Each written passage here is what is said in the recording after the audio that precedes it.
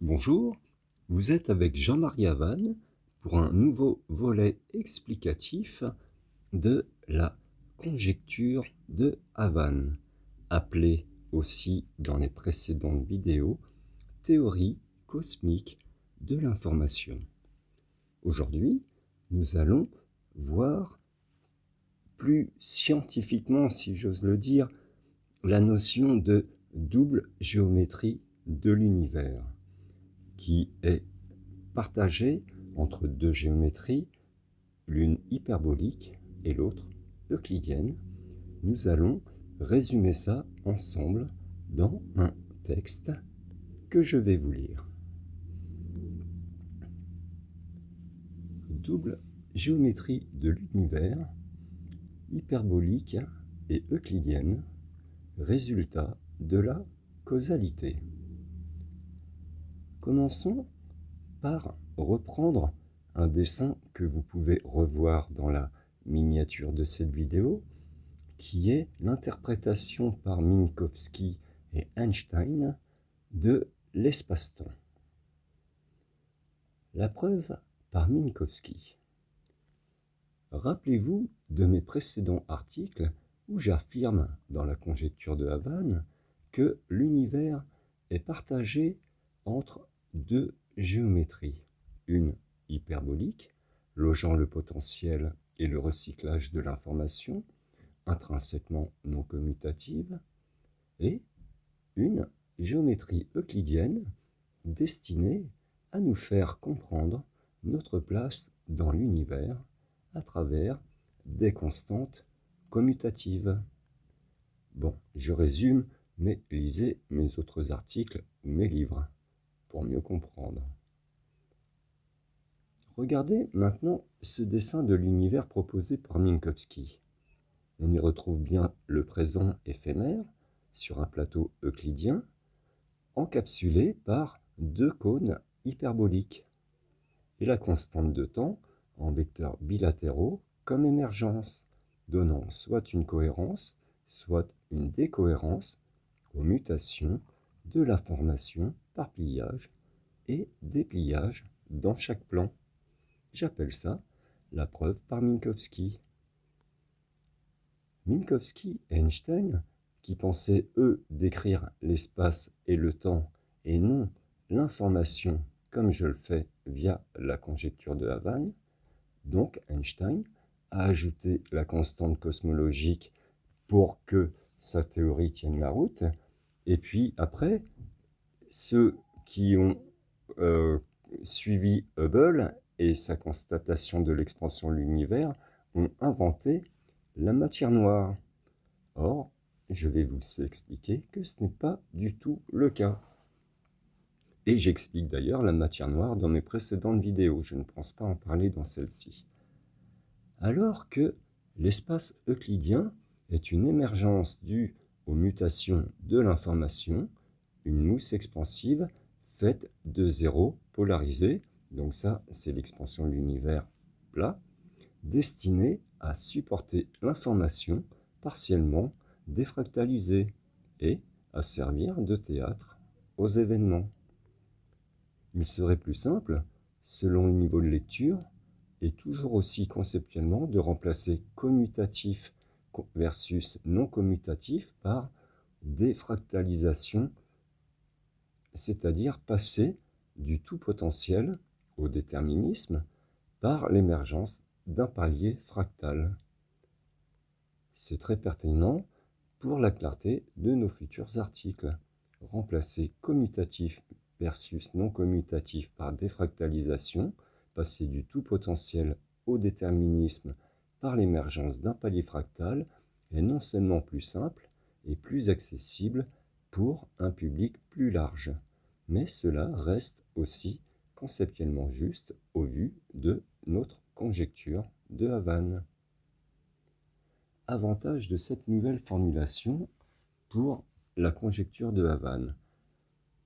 Clarté et accessibilité. Donc, pour ceux qui prennent cette vidéo sans avoir vu les autres, j'explique que tout en fait vient l'hyperbolicité est un milieu non commutatif, c'est-à-dire où tout est potentiel. Alors que le plan euclidien implique un milieu commutatif où il n'y a qu'une seule solution à un problème. Donc, quand on fait A plus B égale C, si on fait, ce sera toujours valable, même si on fait B plus A égale C. Alors que ça, c'est le milieu euclidien. Alors que dans un milieu hyperbolique, si on fait A plus B, on n'aura pas le même résultat que si on fait B plus A. Voilà la différence résumée. Donc, je reprends le concept de commutativité. Non-commutativité est un terme mathématique très précis, mais qui peut être intimidant et abstrait pour un lecteur non initié. Sa compréhension nécessite souvent une explication préalable. Défractalisation est un néologisme que j'ai créé, mais qui est intuitif. Il évoque immédiatement l'idée d'un passage d'une structure fractale complexe, le tout potentiel du zéro, à une forme plus simple, plus déterminée. Passer du tout potentiel au déterminisme par l'émergence d'un palier fractal est une phrase descriptive et imagée qui encapsule parfaitement notre processus. Elle parle de transformation, de potentiel et de la création de niveaux de réalité distincts. Alignement conceptuel avec notre théorie. Notre conjecture est déjà imprégnée de l'idée de fractal à tous les niveaux. Plus fractal, fractalisation de la matière, ADN comme fractalisation. La défractalisation s'intègre donc naturellement et renforce cette cohérence thématique. Le tout potentiel est directement lié à notre zéro cosmique initial et au domaine du non commutatif tel que nous l'avons défini où tout coexiste. Le déterminisme correspond parfaitement au résultat du collapsus de la fonction d'onde, au pliage d'une protéine en une forme unique ou à l'émergence de la matière visible qui est fixée et plutôt cristallisée et obéit à des lois déterminées, qu'on appelle, nous, les constantes en physique.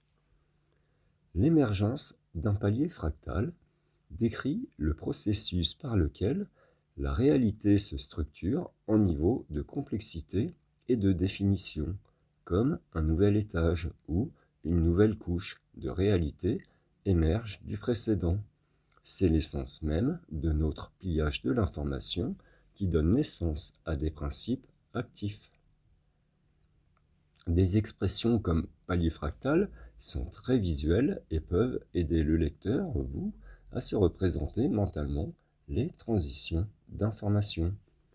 Nous pourrions introduire cette nouvelle terminologie en expliquant qu'elle est une analogie plus intuitive ou une description phénoménologique de ce que nous décrivons mathématiquement ou conceptuellement comme la transition entre le non commutatif et le commutatif.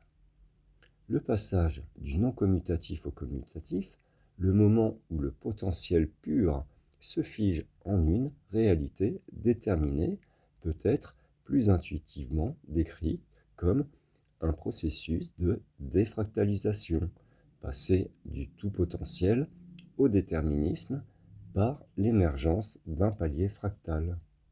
Cette reformulation rendra nos articles plus percutants, je l'espère, et compréhensibles par un public varié, tout en restant fidèle à la richesse conceptuelle de la conjecture de Havane. En plus, s'explique plus simplement et facilement que notre Big Bang n'est qu'un palier fractal émergent. Nous appuyons mieux une conséquence majeure. Si le processus est une défractalisation, passer du tout potentiel au déterminisme par l'émergence d'un palier fractal, alors cela explique directement que notre Big Bang n'est pas le commencement absolu de toute existence, mais simplement un palier fractal émergent dans un processus continu et potentiellement infini de pliage et de défractalisation de l'information. le Big Bang comme palier fractal émergent. Non pas un point zéro unique, mais un palier. Au lieu d'être l'explosion initiale à partir de rien, concept difficile à appréhender, le Big Bang devient la commutation massive et l'émergence d'un niveau d'organisation spécifique de l'information. C'est le moment où le tout potentiel non commutatif du zéro cosmique, ou d'un état antérieur, s'est plié pour donner naissance à l'espace-temps, aux particules et aux lois physiques que nous connaissons. L'univers comme une série de défractalisations. Notre conjecture suggère que l'univers cellule est en constante évolution. Le Big Bang est juste une étape de cette évolution. Un moment où un palier fractal s'est manifesté avec ses propres règles déterminées, permettant l'émergence de galaxies, d'étoiles et de vie. Cela ouvre la porte à l'idée d'un pré-Big Bang ou d'un multivers, non pas comme des univers parallèles indépendants, mais comme d'autres paliers fractaux, d'autres pliages ou défractalisations d'informations fondamentales. L'explication des galaxies du JWST, donc le James Webb Space Telescope. Renforcée. Cette vision conforte encore plus notre explication des observations du télescope James Webb. Si le Big Bang est un palier d'émergence, alors les mécanismes de pliage informationnel, tels que ceux orchestrés par les trous noirs hypermassifs, étaient déjà pleinement opérationnels dès cet instant zéro de notre palier. La formation rapide de galaxies massives ne serait alors pas une anomalie, mais la conséquence directe d'un processus de structuration intrinsèque à ce palier fractal émergent. Un cycle perpétuel. Le cycle des trous noirs qui non-commutent l'information vers le bulk suggère que cette information défractalisée peut être recyclée et potentiellement donner naissance à d'autres paliers fractaux ou à la renaissance de notre propre palier sous une forme ou une autre. Le Big Bang devient un événement d'un processus beaucoup plus grand et éternel, un événement cosmologique singulier en une manifestation d'un principe universel, rendant l'univers encore plus cohérent et organique. Défractalisation partielle serait plus juste. L'expression défractalisation partielle serait encore plus juste et précise pour décrire le passage du tout potentiel au déterminisme dans la conjecture de Havane. C'est un excellent raffinement, nuance et réalisme. Si le Big Bang ou l'émergence de toute structure était une défractalisation totale, cela impliquerait que tout le potentiel non commutatif serait figé en une seule solution déterministe. Or, l'univers et la vie sont caractérisés par une complexité continue et des niveaux d'organisation variés avec de l'aléatoire et du potentiel résiduel, même dans le monde commutatif. La défractalisation partielle capture cette nuance, suggérant qu'une partie du potentiel est figée, tandis qu'une autre reste disponible pour des pliages ultérieurs ou des manifestations à d'autres échelles. Cohérence avec les fractales. Les fractales, elles-mêmes, sont des structures qui montrent une complexité à toutes les échelles. Une défractalisation partielle implique que, même une fois qu'un palier fractal émerge, comme notre univers visible, il conserve encore des propriétés fractales et de la complexité à ses propres sous-niveaux. C'est parfaitement aligné avec notre idée que tout est fractal, comme une 3D incomplète. Notre univers observable n'est pas un solide euclidien parfait, mais continue de présenter des structures fractales Galaxies, réseaux cosmiques, relief, maintien du vide proliférant et de la matière noire. Notre concept de vide proliférant, comme le cytoplasme mésogène dans une cellule, et de matière noire comme information non commutative résidant dans le bulk, est parfaitement maintenu par l'idée de défractalisation partielle. Cela signifie qu'il y a toujours un réservoir d'informations non commutatif qui n'a pas été pleinement commuté ou défractalisé et qui continue d'exercer son influence. Éviter la fin de l'histoire. Une défractalisation totale pourrait suggérer une forme de fin de l'histoire pour l'information, où tout potentiel serait consommé. La défractalisation partielle permet un cycle continu de transformation et de réemploi de l'information, ce qui est central à notre vision des trous noirs recyclant l'information et au dynamisme perpétuel de l'univers cellule. L'ajout du mot partiel à ma défractalisation enrichit la justesse conceptuelle de notre description. Cela indique que le processus de passage au potentiel, du potentiel au déterminisme, est un événement qui structure la réalité à un certain niveau, mais sans épuiser l'intégralité du potentiel informationnel sous-jacent. C'est causal. Cette défractalisation partielle par l'émergence force la dualité de l'univers vers deux géométries cohabitantes. L'hyperbolisme initial vers une part euclidienne à égalité. Un métissage réussi de l'information vers une évolution constante. Les deux vecteurs se nourrissant l'un l'autre par le feedback des trous noirs hypermassifs. Les octonions devraient aider la modélisation mathématique de cette dualité métisse et la causalité de l'univers qui en résulte. Donc les octonions sont une forme de calcul. Je vais faire une aparté pour que vous n'ayez pas peur de la suite. Il faut savoir, tous les jours, vous faites de la mathématique et surtout des équations. Équation veut dire qu'on introduit le terme égal. Donc, à partir du moment où vous faites 1 plus 1 égale 2, c'est une équation. Une recette de cuisine est une équation. Quand on prend une liste d'ingrédients comme la farine, le lait, l'eau, les œufs, du chocolat, et on fait égal un gâteau au chocolat. C'est une équation mathématique. Donc, n'ayez pas peur de la suite. Si les termes sont un peu complexes, parce que la complexité d'une équation découle de la complexité des ingrédients qu'on incorpore dans notre gâteau, dans le gâteau qu'on va décrire.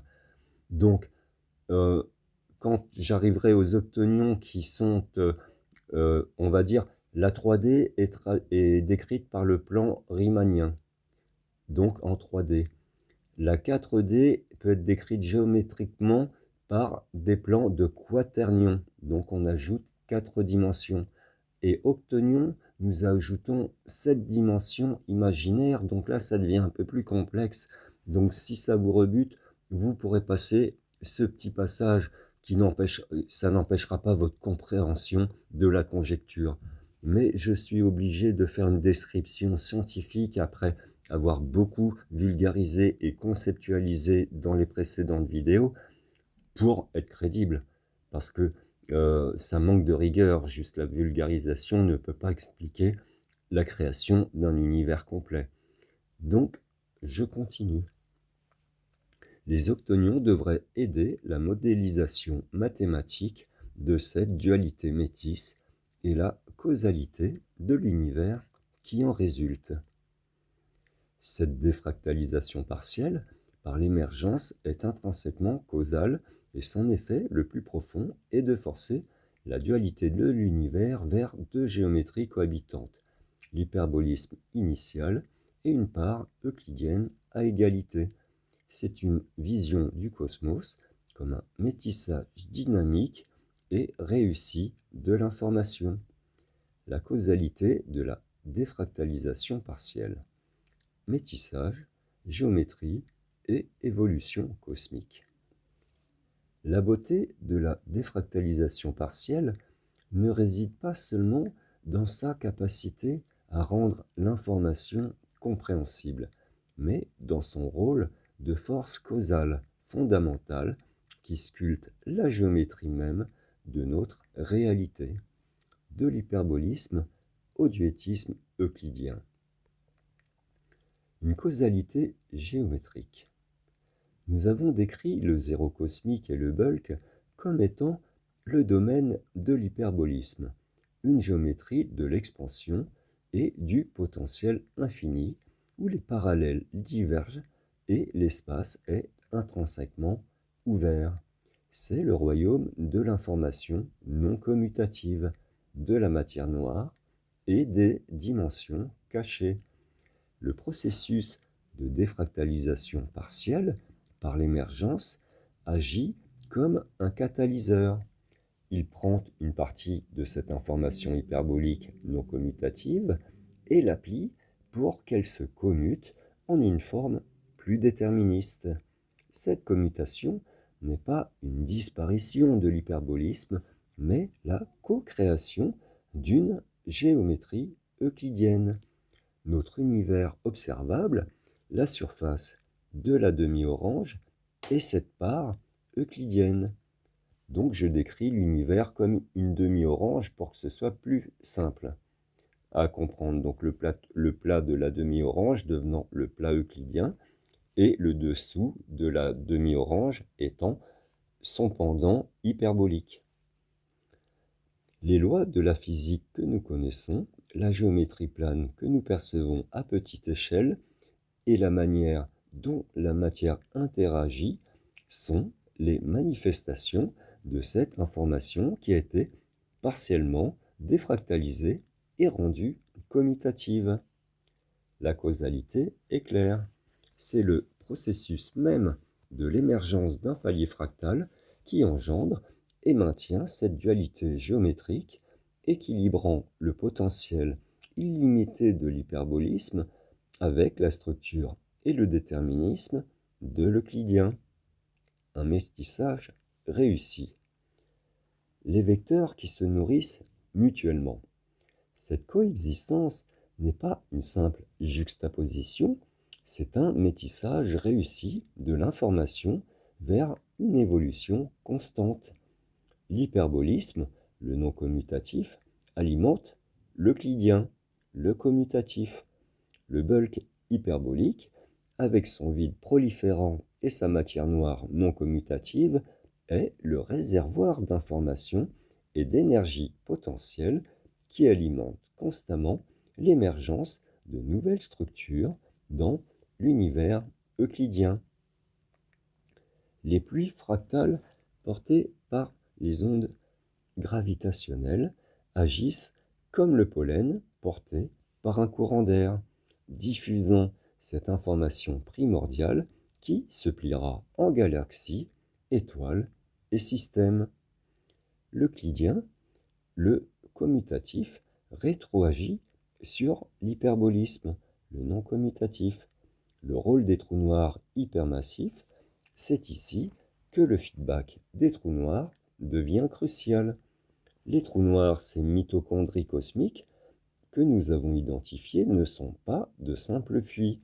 Ils sont les agents qui recyclent la matière visible, information euclidienne et commutative. Et là, non-commute, lui, rend donc sa non-commutativité, tout son potentiel. Ce processus de non-commutation renvoie l'information dans l'état de potentiel pur, l'injectant à nouveau dans le réservoir hyperbolique du bulk. C'est un recyclage constant d'entrée et de sortie. De trou noir, le trou noir a donc deux fonctions. Il est trou noir et trou blanc en même temps.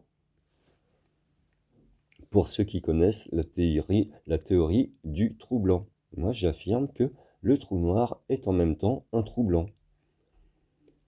Ce cycle de feedback assure l'équilibre dynamique et l'évolution perpétuelle de l'univers cellule.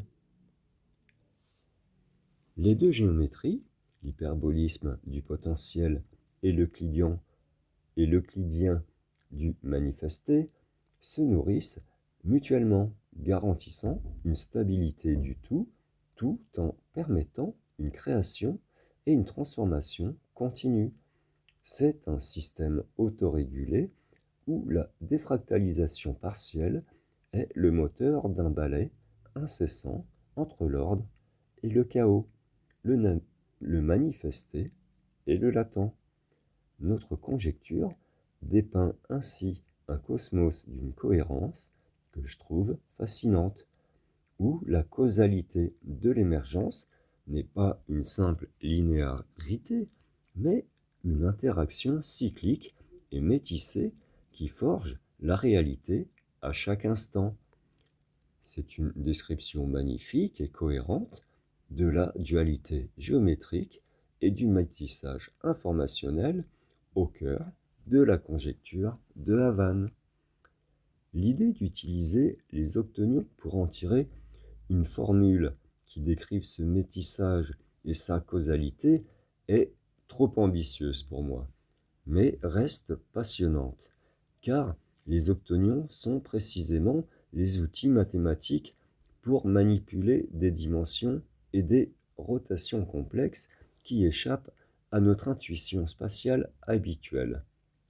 Mais nous pouvons quand même, grâce à des mots, expliquer cette conceptualisation par les octonions et donc en décrire un ersatz de formule qui ne sera pas complètement mathématique, je vous préviens.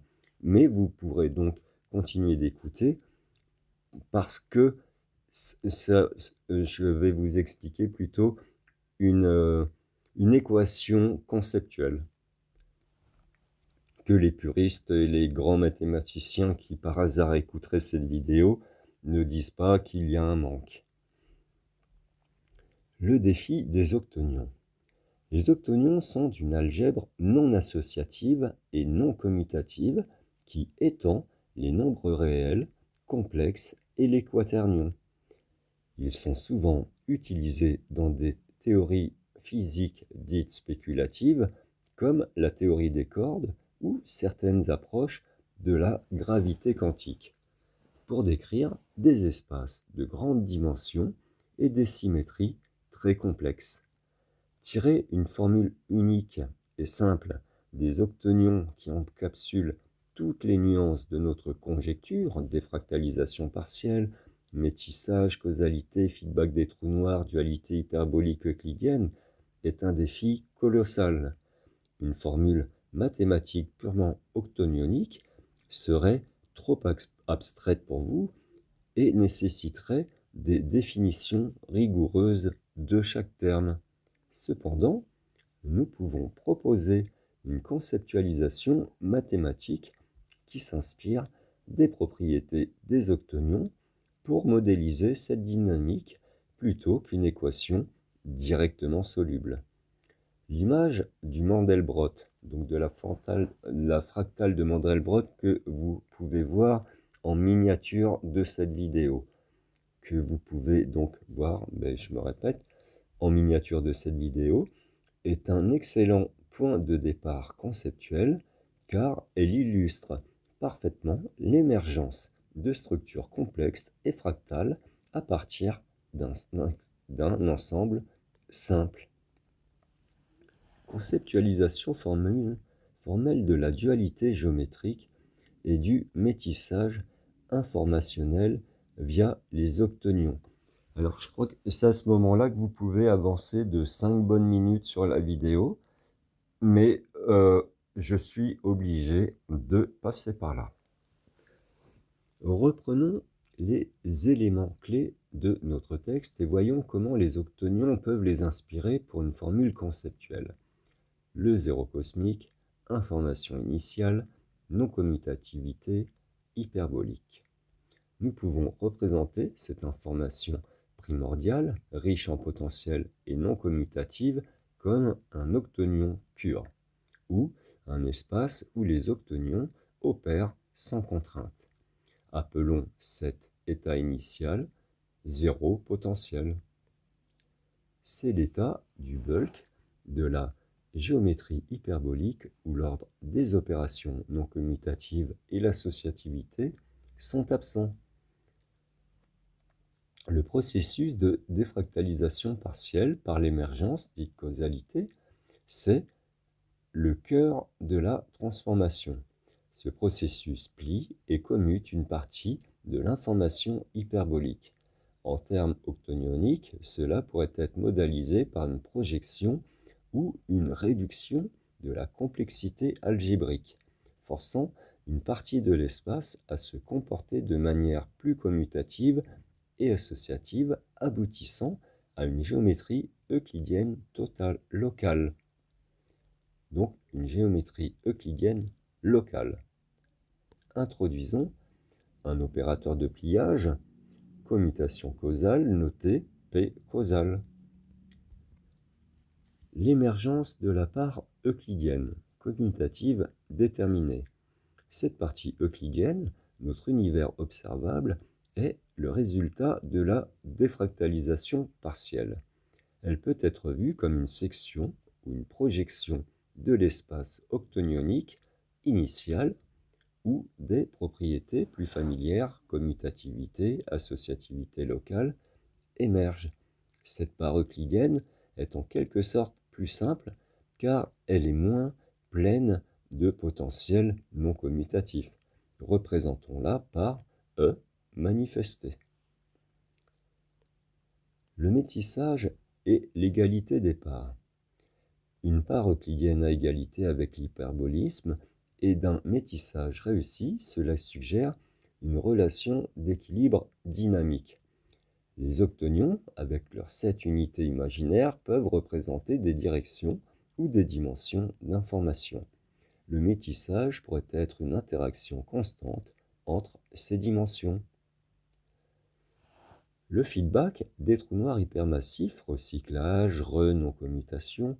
Les trous noirs sont l'agent de retour de l'information de l'euclidien vers l'hyperbolique.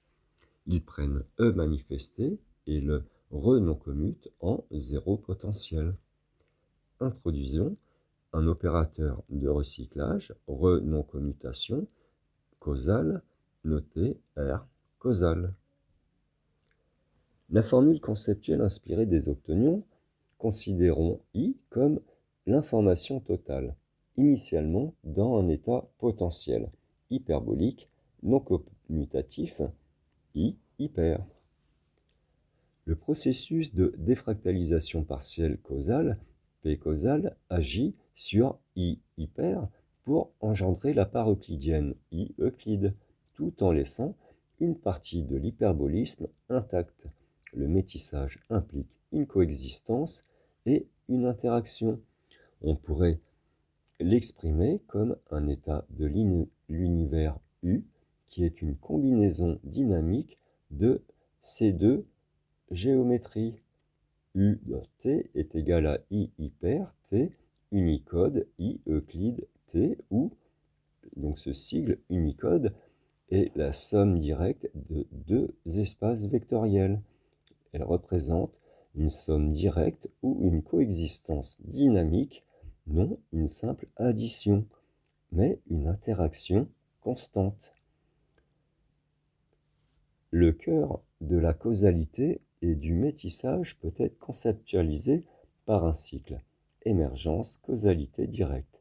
Une portion de l'information hyperbolique est transformée en information euclidienne, delta 2 I Euclide, causale, donc I hyper sur fragment où, et là je vais vous perdre, est la portion de l'information hyperbolique qui se défractalise. Mais les mathématiciens suivent parce que c'est une itération, il n'y a pas beaucoup de mutations à l'intérieur de ce gâteau. Donc à la limite, ce que je vous décris est plus simple que la formulation mathématique par les équations de Fourier d'un gâteau qui gonfle dans un four, hein, par les transformés de Fourier. Cette opération pourrait impliquer une contraction de certaines dimensions octonioniques vers un espace plus plat euclidien. Recyclage, causalité en feedback. L'information euclidienne est renoncomutée et réinjectée dans l'hyperbolique par les trous noirs, donc le delta de I hyper est égal à R causal, I euclide fragment, où I euclide fragment est la matière, information visible, qui entre dans les trous noirs. Cette opération pourrait impliquer une expansion ou une complexification des dimensions euclidiennes vers un espace octonionique. Le caractère partiel de la défractalisation est crucial. Cela signifie qu'il y a toujours un I hyper résiduel après P causal et qu'il est constamment reconstitué par R causal. Pour intégrer la notion octonionique de manière plus directe, on pourrait envisager les opérateurs P causal et R causal comme étant des transformations octonioniques qui modifie les propriétés de non-associativité et de non-commutativité de l'information. Une tentative de formule algébrique conceptuelle, si Q représente un octonion, donc Q appartient à O, à 0, et que ses composantes peuvent être vues comme des directions ou des potentiels informationnels. L'état de l'univers à un instant t pourrait être vu comme une danse de l'information I de t entre ces états hyperboliques et euclidiens, soit I non commutatif par t, l'information non commutative hyperbolique, le bulk, et I commutative t, l'information commutative euclidienne visible. La causalité du métissage est décrite par un processus itératif que je vous laisse lire. Donc, I commutatif, T plus delta de T est égal à F1, il n'y a rien de compliqué. Où P est l'opérateur de défractalisation partielle par émergence, qui prend des éléments de I non commutatif et les transforme en I commutatif. Cette opération réduit la non-commutativité et la non-associativité pour un sous-ensemble des composantes octonioniques de l'information. R est l'opérateur de non-commutation des trous noirs qui rend les éléments de I commutatif et les transforme en I non-commutatif. Cet opérateur restaure la non-commutativité, non-associativité pour l'information qu'il recycle. F et G sont des fonctions qui représentent comment ces informations s'agrègent et se structurent dans chaque géométrie. L'égalité des parts et le métissage réussi impliqueraient que, sur de longues périodes, la quantité totale d'informations dans chaque forme géométrique hyperbolique versus euclidienne reste en équilibre dynamique. Cela suggère des relations de proportionnalité ou de conservation à travers ces transformations. Conservation, I non commutatif plus I commutatif est égal à une constante, avec les nuances de la densité informationnelle de la matière noire. L'image de l'ensemble de Mandelbrot est une excellente analogie visuelle pour cela. Revoyez la miniature. Le corps principal de l'ensemble, la zone blanche centrale, pourrait représenter l'espace euclidien commutatif, stable et déterministe. Les frontières complexes et autosimilaires des fractales, qui se ramifient à l'infini, pourraient être vues comme les zones de transition, le bord du bulk ou le potentiel hyperbolique non commutatif est toujours présent et où de nouveaux paliers fractales peuvent émerger sous une défractalisation partielle. Chaque mini-Mandelbrot sur la frontière est un palier fractal potentiel qui peut apparaître. Cette approche, bien que conceptuelle, utilise la puissance évocatrice des octonions et des fractales pour donner une forme mathématique à la causalité et au métissage de l'information dans le cadre de la conjecture de Havannes. Elle suggère que les octonions pourraient être l'algèbre sous-jacente qui permet à ces deux géométries de cohabiter et d'interagir. Et heureusement que l'euclidien est plutôt 2D 2D, parce que en 3D strict, la modélisation aurait été ardue, voire non conforme à ma conjecture. Le fait que notre univers euclidien observable soit plutôt 2D ou 2D incomplète dans mon vocabulaire, en termes de structure fondamentale, plutôt qu'une 3D stricte et parfaite, est non seulement une heureuse coïncidence pour la modélisation, mais c'est surtout une confirmation profonde et un alignement parfait avec les principes de notre conjecture. Pourquoi l'euclidien 2D ou 2D incomplète est essentiel pour la conjecture? La défractalisation partielle, si l'univers euclidien était une 3D stricte et parfaite, comme un cube ou une sphère lisse, cela impliquerait une défractalisation totale de l'information. Tout le potentiel non commutatif serait figé en des formes rigides et entières. Le fait qu'il soit plutôt 2D ou 2D incomplète comme une surface fractale signifie que la défractalisation est précisément partielle. L'information n'est pas complètement aplatie en une dimension entière, elle conserve des résidus de sa complexité fractale et de son potentiel non commutatif, même dans sa manifestation euclidienne. Les objets naturels que nous observons, montagnes, côtes, arbres, nuages, etc., sont rarement, voire jamais, des formes euclidiennes 3D parfaites. Ils représentent des dimensions fractales non entières, confirmant cette 2D incomplète, ou cette rugosité inhérente qui est le vestige de la défractalisation partielle. L'émergence d'un palier fractal. Un palier fractal n'est pas une transition vers une dimension entière et parfaite, mais vers un niveau d'organisation qui préserve une nature fractale. Si notre univers visible était une 3D pure, ce serait une défractalisation complète vers une structure lisse et qui contredirait l'idée même de palier fractal. Un palier 2D incomplète, ou plutôt 2D, permet de concevoir comment notre réalité émerge en tant que structure organisée, mais toujours imprégnée de sa source fractale. La cohabitation des géométries. Si la part euclidienne était une 3D stricte, la frontière avec le bulk hyperbolique serait plus rigide et moins poreuse. Une surface 2D incomplète agit comme une surface dynamique entre l'hyperbolisme du bulk, où l'information se déploie sans contrainte, et la réalité déterministe. Imaginez la membrane cellulaire que j'ai utilisée comme analogie. Elle est une surface 2D, mais elle n'est pas lisse. Elle est pleine de structures et de fonctions qui interagissent avec le 3D environnant. C'est une 2D incomplète, mais très active. Le rôle des trous noirs hypermassifs. Les trous noirs agissent comme des portes qui renon-commutent l'information de l'euclidien vers l'hyperbolique. Si l'euclidien était une 3D stricte, ce processus de retour serait conceptuellement très difficile à justifier sans une perte ou une destruction d'informations.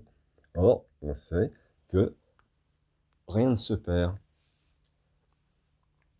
Le fait que l'information soit déjà en 2D incomplète facilite sa refractalisation totale et son retour à l'état de potentiel pur, car elle n'a jamais complètement perdu sa nature fractale.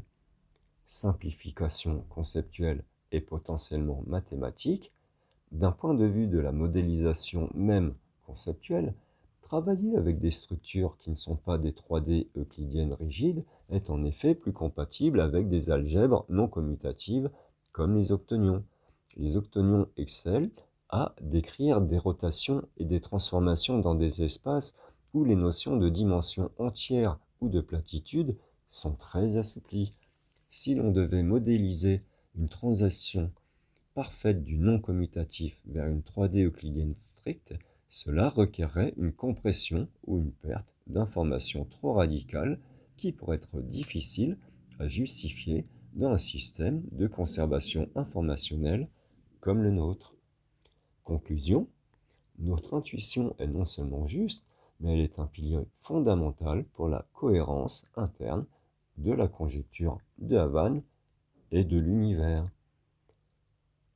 Le caractère 2D incomplète, ou plutôt 2D de notre univers euclidien visible, n'est pas une imitation, mais une preuve même de la défractalisation partielle et du maintien d'un lien intrinsèque avec le potentiel non commutatif du bulk. Cela renforce l'idée d'un univers en constante pliure et dépliure où l'information ne se fige jamais complètement, mais conserve toujours une part de son origine fractale, assurant le métissage et l'évolution perpétuelle. C'est une observation très fine qui assoit encore plus la solidité de notre théorie. Relier les observations du télescope James Webb JWST à notre conjecture de Havane est parfait pour saisir comment les données récentes qui remettent en question certains modèles de formation galactique, donc des autres théories, peuvent trouver une explication naturelle, voire élégante, dans notre cadre théorique. La conjecture de Havane et les révélations du télescope James Webb. Une confirmation de l'information cosmique. Notre conjecture de Havane propose une vision révolutionnaire de l'univers où l'information est le principe fondamental et où les trous noirs hypermassifs agissent comme les agents clés de la structuration cosmique. Cette perspective prend une résonance particulière face aux découvertes récentes du télescope spatial James Webb, qui challenge les modèles établis de formation de galaxies. Les galaxies, émergence simultanée du cosmos. Nous affirmons que les galaxies émergent en même temps que l'univers, comme les pépins émergent en même temps que la pulpe dans une pastèque. Cette analogie puissante est au cœur de notre proposition. Elle s'oppose à la vision standard qui suppose que les galaxies se sont formées progressivement par l'effondrement gravitationnel de nuages de gaz bien après le Big Bang. Dans le cadre de notre conjecture, le zéro cosmique engendre un trou noir primordial qui est la cellule souche de l'information. Ce trou noir primordial et par extension les trous noirs hypermassifs, qui en sont des fractalisations, ne sont pas de simples destructeurs de matière, ce sont des mécaniciens fondamentaux et des agents de refractalisation qui transforment l'information et la recyclent constamment. Les pluies fractales gravitationnelles que nous identifions comme le réseau mycélien de communication des trous noirs disséminent cette information organisée à travers l'univers. C'est ce que je vous disais tout à l'heure. Nous estimons qu'un trou noir est aussi un trou blanc.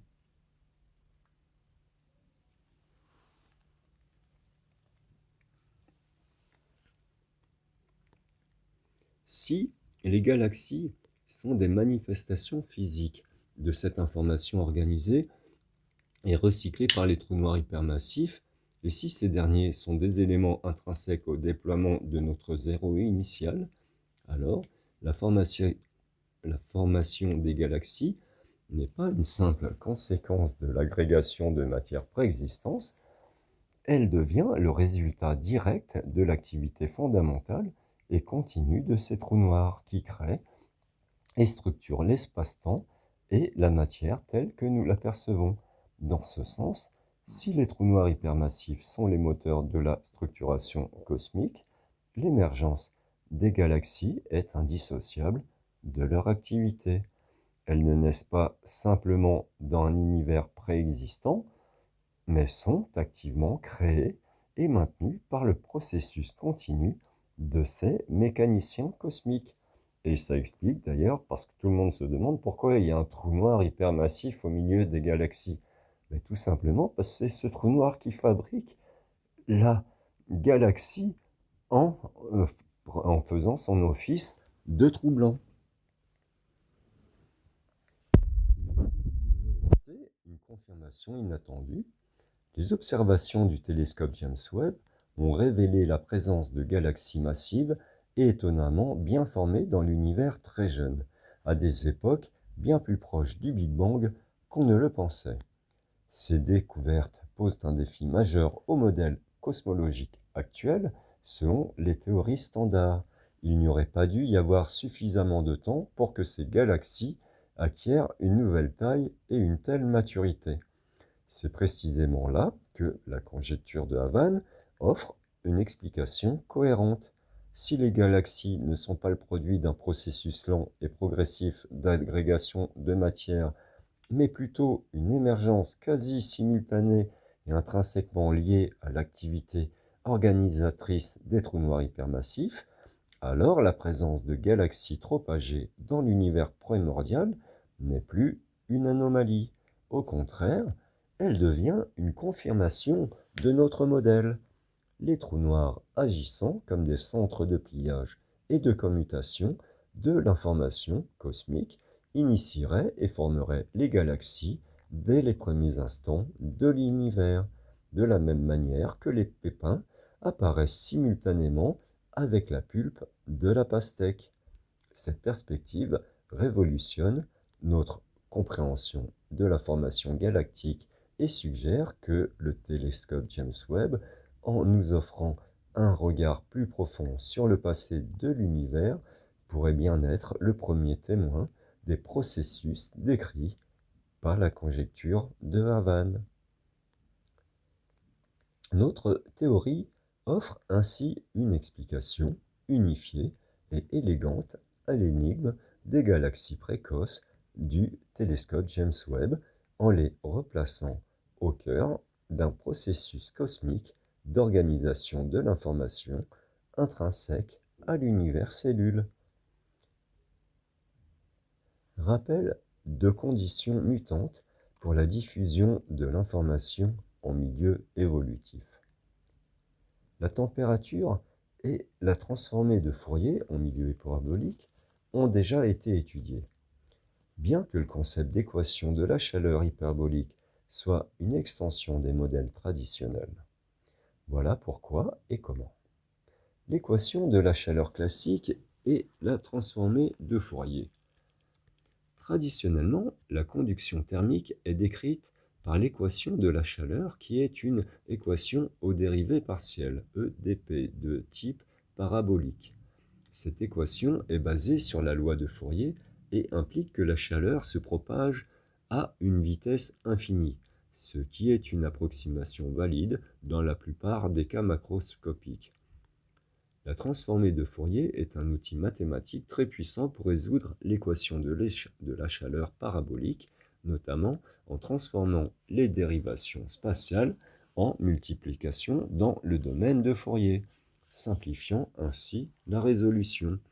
L'émergence des équations de la chaleur hyperbolique, cependant, dans certaines situations extrêmes, très courte échelle de temps, très petite dimension, température proche du zéro absolu, l'hypothèse de la vitesse de propagation infinie de la chaleur n'est plus valable. Pour ces cas, des modèles plus avancés ont été développés, conduisant à des équations de la chaleur de type hyperbolique. Ces équations hyperboliques, souvent appelées équations de la chaleur hyperbolique HHE ou équations de Cataneo-Vernet, elles intègrent un terme qui prend en compte le temps de relaxation du flux de chaleur. Cela signifie que la chaleur se propage à une vitesse finie, ce qui est plus conforme à la physique microscopique. Elles sont structurellement plus proches des équations d'onde, qui sont des EdP hyperboliques prototypes, que de l'équation de la chaleur parabolique. Études et applications. Les chercheurs ont effectivement étudié ces équations de la chaleur hyperbolique et la transformée de Fourier est toujours un outil pertinent pour analyser leurs solutions. En effet, même si l'équation est de type hyperbolique, la transformée de Fourier peut aider à résoudre les problèmes aux valeurs initiales et aux limites et à comprendre le comportement des ondes thermiques qui se propagent dans ces milieux. Ces études sont particulièrement importantes dans des domaines comme le transfert de chaleur dans les nanomatériaux, les processus ultra rapides comme l'interaction laser-matière, les applications en biologie et en médecine, où des échelles de temps et d'espace très petites sont pertinentes, par exemple l'ablation par radiofréquence. En résumé, le lien entre la température et la transformée de Fourier a été étendu au milieu où la propagation de la chaleur doit être décrite par des modèles hyperboliques, afin de mieux représenter la réalité physique dans des conditions non standards. Information et fractale. L'étude de la diffusion de l'information ou d'autres phénomènes comme la chaleur, les épidémies, etc. via des structures fractales, y compris des fractales quasi 3D, a aussi été un domaine de recherche actif en physique, en mathématiques appliquées et en informatique. Voici quelques points clés expliquant pourquoi et comment cela est étudié. Pourquoi les fractales sont pertinentes pour la diffusion d'informations? Les fractales, par leurs propriétés d'autosimilarité et leur dimension fractale souvent non entière, offrent des caractéristiques uniques qui influencent la diffusion. Structure hiérarchique et multi-échelle, les fractales sont intrinsèquement organisées à différentes échelles. Cela signifie que la diffusion peut se comporter différemment selon l'échelle à laquelle on l'observe. Densité et connectivité hétérogène. Une fractale, même si elle semble vide à grande échelle, peut avoir une connectivité très riche et des chemins complexes à des échelles plus fines, influençant la vitesse et la portée de diffusion. Chemins tortueux et pièges. La nature fragmentée et irrégulière des fractales peut créer des chemins plus longs et des cul-de-sac qui ralentissent ou confinent la diffusion par rapport à des espaces euclidiens non fractales. Optimisation de la surface ou du volume. Dans certains cas, les structures fractales sont des moyens efficaces de maximiser une surface d'échange dans un volume donné, comme les poumons, les vaisseaux sanguins, les systèmes racinaires des plantes, ce qui est directement pertinent pour la diffusion de substances ou d'informations. Type de fractales 3D étudiées. Bien que les fractales les plus connues, celles de Koch, c'est un flocon neige, la fractale de Koch, et Sierpinski, sa pyramide, soient souvent représentées en 3D, en 2D, il existe de nombreuses fractales 3D ou quasi 3D, c'est-à-dire avec une dimension fractale entre 2 et 3, telles que l'éponge de Menger, le tétraèdre de Sierpinski ou S-Gasket en 3D. Les agrégats générés par des processus de diffusion limitée, le DLA, Diffusion Limited Aggregation, qui donne souvent des structures fractales.